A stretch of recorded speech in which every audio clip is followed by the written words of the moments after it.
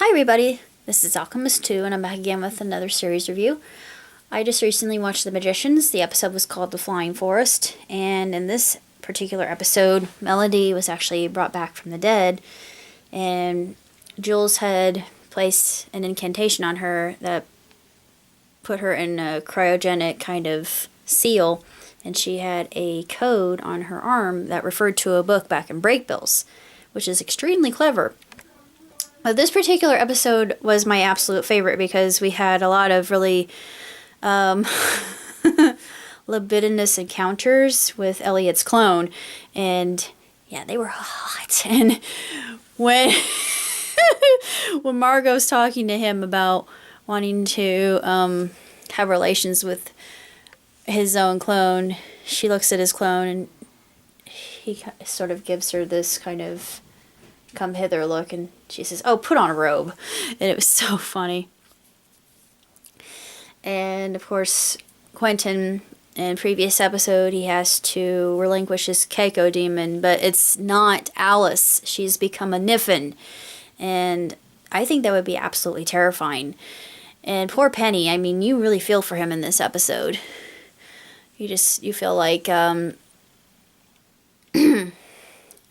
he was treated terribly, but he did insult a river god, and he wasn't even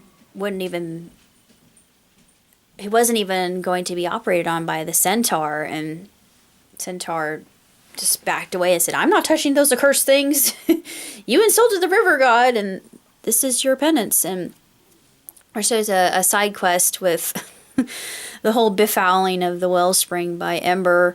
That part was funny, and Fogg says, "Comedy and tragedy have yet again occurred in one single sentence." And I thought, that sounds so Shakespearean, and there's probably a lot of truth to that. But what was very telling about this particular episode was not the camaraderie, but the conversation between Margot and Elliot about the heavy crown, and that just brings to mind adulthood and identity, coming of age, and figuring out one's purpose in the world, and repercussions, responsibilities, particularly that of Elliot and Margot and Fillory in and of itself. And that I thought was very stark in contrast to the comedic moments, but it was a really nice balance. And I also cried in this episode, and of course it was kind of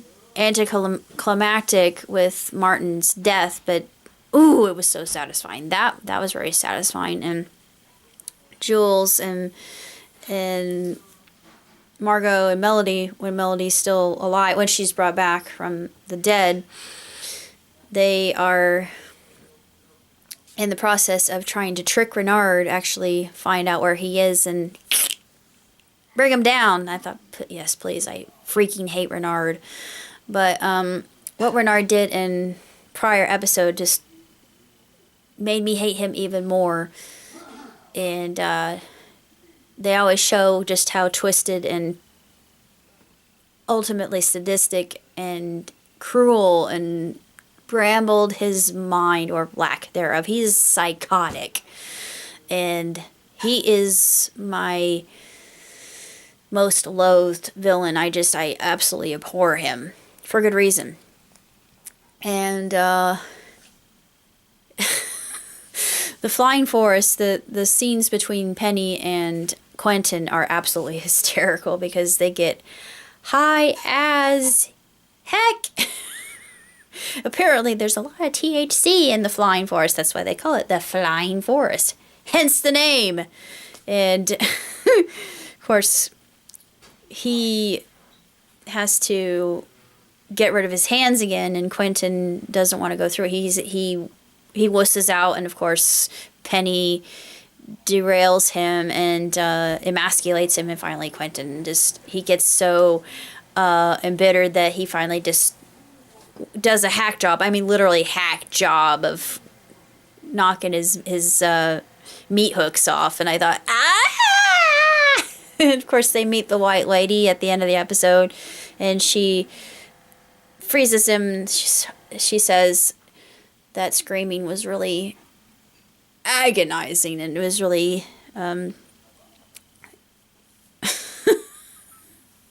irritating her. But yeah, it's about to get really serious. I think it's getting even darker than it was before, which I didn't think was possible. But oh yeah, it'll be intriguing to see what happens next, and I'm looking forward to it.